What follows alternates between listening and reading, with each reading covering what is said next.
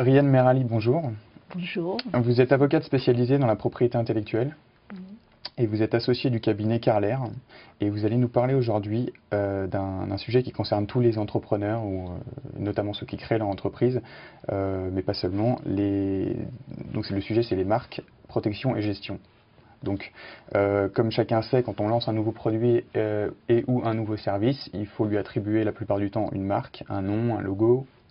Et cette marque, il faut vérifier déjà dans un premier temps si elle n'existe pas déjà et ensuite la protéger. Donc ça, c'est ce qui s'appelle une recherche d'antériorité.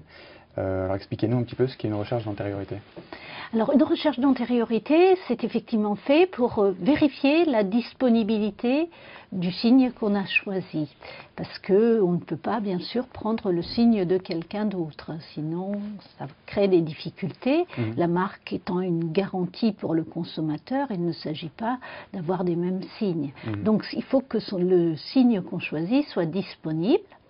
Donc on peut faire des recherches sur Internet, dans les banques de données, mais la rigueur exige qu'on ne se cantonne pas à des recherches à l'identique. Parce qu'on peut avoir des mots qui s'écrivent de différentes façons. La phonétique permet beaucoup de possibilités, donne beaucoup de possibilités. Et donc c'est nécessaire non seulement de vérifier le nom à l'identique, mais aussi dans toutes ces variétés d'orthographe. J'ai comme exemple qui me vient symphonie. Donc symphonie, on peut l'écrire avec son orthographe normale, un Y et un PH, puis aussi l'écrire comme ça se prononce, c'est-à-dire S-I-N-F-O-N-I-E. On peut aussi avoir des tas de variantes S-Y-N-F-O-N-I-E. Vous voyez, donc il ne faut pas se cantonner à l'identique strict. D'accord. Il faut prendre en compte les ressemblances auditives, mais aussi visuelles. Donc ça, c'est plus pour le logo, au niveau des ressemblances visuelles ou... Oui, voilà, ça peut être plus pour le logo, mais aussi, certaines fois, les écritures stylisées peuvent être ressemblantes. Par exemple, si on reprend la vague de Coca-Cola.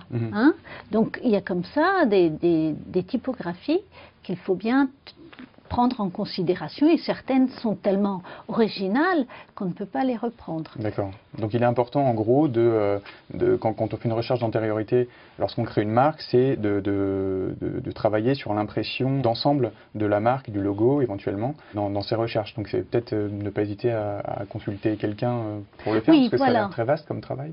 Voilà, c'est très vaste parce qu'il faut à la fois rechercher dans les marques déposées, mais il y a aussi les droits d'auteur. Par exemple, on ne peut pas reprendre le titre d'une chanson s'il est très original, ou le titre d'un livre s'il est très original, aussi des noms de domaine. Donc effectivement, c'est un travail de spécialiste et il ne faut pas hésiter à recourir dans cette phase du processus à un expert qui vous donnera des garanties nécessaires. Alors est-ce que il y a des noms d'usage communs, si je puis dire, qu'on ne peut pas utiliser comme marque en fait? Oui, parce qu'il faut les noms génériques, par exemple Internet, ça je ne peux pas le déposer. Ou aussi des noms comme dans le langage maintenant de tous les jours, les mots anglais. Je ne peux pas, moi, m'approprier le mot news, par exemple, parce que tout le monde comprend ces mots-là. Et c'est des mots qui désignent des produits. Donc, il faut interview aussi. Bon, on a entrevue en français, mais interview, c'est un mot anglais que tout le monde comprend. Donc, on ne peut pas se l'approprier. Il faut que restent disponibles dans le domaine public des noms qui sont génériques. D'accord.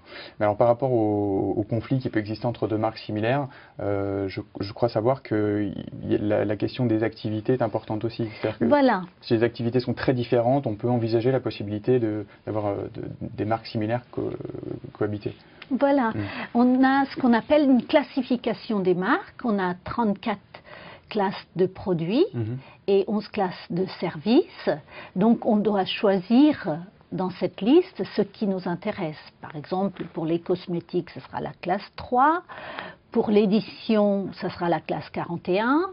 Pour les livres, ça sera la classe 16. Donc, suivant son domaine d'activité, il faut faire la recherche dans cette activité. Effectivement, il y a des noms parfois qui sont semblables pour deux activités tout à fait distinctes. L'exemple qui me vient tout de suite, c'est Montblanc. On a les stylos d'un côté, les crèmes dessert de l'autre.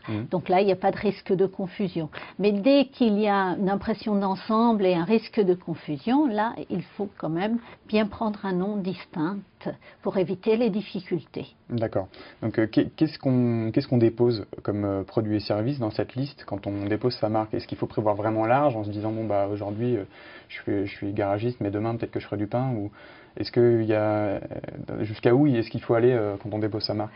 bien, il faut se donner un peu d'ampleur, c'est comme un vêtement qu'on achèterait à un adolescent, il ne faut pas que ce soit trop étroit, mais il ne faut pas non plus que ce soit trop grand, parce que ça ne va pas être commode à porter, et le risque, si on a vu trop large, c'est qu'on n'ait pas l'usage, aucune activité dans ces autres classes qui sont accessoires pour le moment, et qui n'existe finalement, il n'y aura pas d'activité. Le risque, c'est donc qu'on ait une procédure pour déchéance de ces produits-là, parce qu'on n'a pas d'usage. Ce n'est pas un droit spéculatif, c'est un droit qu'il faut utiliser. D'accord, mais alors j'ai entendu parler de personnes qui déposaient des noms de domaine, donc comme on le verra dans une autre formation, on développera un peu plus ce thème-là, mais qui déposaient des noms de domaine comme ça, juste pour le principe, et qui ensuite les revendaient à des personnes qui voulaient les utiliser pour une vraie activité. C'est possible dans les 5 premières années peut-être, mais pas au-delà, puisqu'après la marque est affaiblie, elle n'a pas d'usage, et donc... et on peut payer des dommages et intérêts du fait d'avoir déposé une marque sans l'utiliser? Oui, on peut payer des dommages et intérêts si on a surtout empiété les droits de quelqu'un d'autre. D'accord. Donc dans le cadre d'une économie aujourd'hui complètement mondialisée, ou enfin presque complètement, une question qui se pose par rapport à la protection d'une marque, c'est où est-ce qu'on dépose sa marque? Dans quel secteur national, européen, enfin, pour ce qui nous concerne, mondial? Alors, le dépôt national, la France, c'est une très bonne base quand on a une activité donc limitée à la France, mais très vite, c'est vrai qu'on peut être sur des pays limitrophes comme le Benelux, c'est-à-dire la Belgique ou le Luxembourg ou les Pays-Bas. Et dans ce cas-là, le dépôt de l'Union européenne, qui couvre les 27 pays de l'Union, est très avantageux du point de vue du coût. Donc, c'est une recommandation qu'on fait très facilement, et cette marque européenne connaît un énorme succès d'ailleurs, ce qui prouve qu'elle est avantageuse. Et puis bien sûr, si on a besoin d'avoir des activités en Asie ou en Amérique, etc., on a effectivement le dépôt international qui permet de couvrir ces pays. On peut aussi bien sûr avoir très vite besoin d'un mandataire qui va nous aider à faire les démarches dans ces pays-là. D'accord. Alors une fois qu'on a déposé notre marque sur le long terme, comment est-ce que ça se gère un dépôt, une marque déposée? Est-ce qu'il faut être, enfin, je suppose qu'il faut être vigilant, mais comment on s'y prend pour être vigilant? Comment on veille en fait? Oui, on fait ce qu'on appelle une veille, une surveillance, comme font les titulaires de brevets, et comme vous le faites sur votre propriété. Vous ne laissez pas votre propriété, même si c'est votre maison secondaire, à l'abandon. Donc il faut vérifier que des gens n'empiètent pas vos droits, qu'ils ne squattent pas petit à petit votre marque. Et pour ça, il faut faire une surveillance par le biais de banques de données de sociétés spécialisées qui ont tendance à vendre leurs services qu'aux experts, parce qu'ils pensent qu'il est nécessaire de recourir à l'aide d'un professionnel pour faire cette surveillance. Et ensuite de réagir dans les temps, parce qu'on a une procédure qui s'appelle l'opposition, qui permet de dire à l'administration chargée de l'enregistrement, attention, cette marque, ne l'enregistrez pas, elle empiète mes droits, regardez, elle ressemble à ma marque et les produits désignés sont les mêmes, donc il y a un véritable risque de confusion. Et la discussion sera arbitrée par cette organisation. Alors soit le dépôt sera rejeté, soit le dépôt sera quand même acquis, puisque l'administration considérera qu'il n'y a pas de difficulté. Mais ça évitera de se battre devant le juge plus tard. Oui, d'accord. Ça permet de vider les conflits, et c'est un côté, disons, préventif. Et c'est une procédure moins longue et moins coûteuse, évidemment, que devant le juge. D'accord. Mais alors comment, parce que, avant qu'une marque soit lancée, comment est-ce qu'on peut en avoir connaissance? Puisque là, il y a des registres, justement, il y a des registres où elles sont publiées, et ces banques de données redonnent des extraits des marques qui vous intéressent. D'accord. Donc en fait, C'est un abonnement qu'on ouais. prend et de veille. Et on peut avoir accès à ces listes, donc à ces marques qui sont en passe d'être déposées mais qui ne le sont pas encore. Voilà, avec un délai d'opposition. D'accord. C'est en principe de 2 ou 3 mois. D'accord. Mais alors si malgré cette veille, on se trouve confronté à un concurrent qui a piqué notre marque ou notre logo ou je ne sais quoi, comme donc ce qui s'appelle de la contrefaçon, comment est-ce qu'on réagit par rapport à la contrefaçon une fois qu'elle est en place? Alors la contrefaçon, effectivement, ce sera sur le terrain qu'on va la constater. Ce seront par exemple dans les ventes. On va trouver par exemple des produits qui reprendront votre marque, qui reproduiront votre marque, alors que précédemment on était dans la surveillance des registres de marques. Là on est sur le terrain, disons, sur le marché réel, tel qu'il existe dans les rayons des supermarchés, sur les marchés eux-mêmes. Et donc là, il faut déjà se constituer une bonne preuve de la contrefaçon, acheter un exemplaire, ensuite, par le biais d'un avocat, demander une saisie pour avoir une preuve officielle du produit, et ensuite négocier avec l'éventuel contrefacteur pour qu'il cesse ses agissements. Et si on n'obtient pas gain de cause, eh ben, il faut engager une action judiciaire. Mais bien sûr, l'action judiciaire, ça prendra au minimum 9 à 12 mois.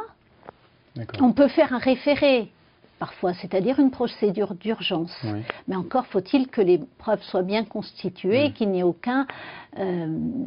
aucune difficulté pour le constat et pour l'arrêt de cette contrefaçon. Mais ça sera une action devant le juge. Et alors cette veille, plus donc sur le terrain, comme vous le disiez, est-ce qu'il y a également, comme pour la veille sur les registres, est-ce qu'il y a des sociétés qui s'occupent de ça ou est-ce que oui, il y a des sociétés qui peuvent vous faire une sorte d'enquête de terrain. Un peu comme un détective pourrait le faire.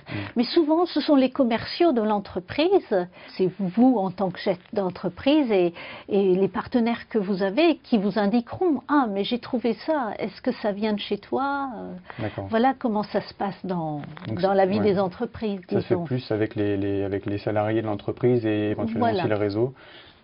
Plutôt que par des sociétés qui peuvent les agents, non plus, les agents commerciaux, etc. Sont eux vraiment sur le terrain pour le coup, donc constateront, qui oui. Et puis les contrefaçons, c'est aussi le succès qui les engendrera. Donc si votre marque a beaucoup de succès, vous avez créé un produit nouveau pour l'été, etc. Il y a de bonnes chances que vous constatiez très vite les contrefaçons. Bien, Rayane Merali, merci. Je rappelle le site internet de votre cabinet qui est le www.carler-france.com pour toutes les personnes qui voudraient plus d'informations sur la protection et la gestion des marques et des dépôts de marques. Encore merci et à très bientôt sur la TV des entrepreneurs. Merci à vous.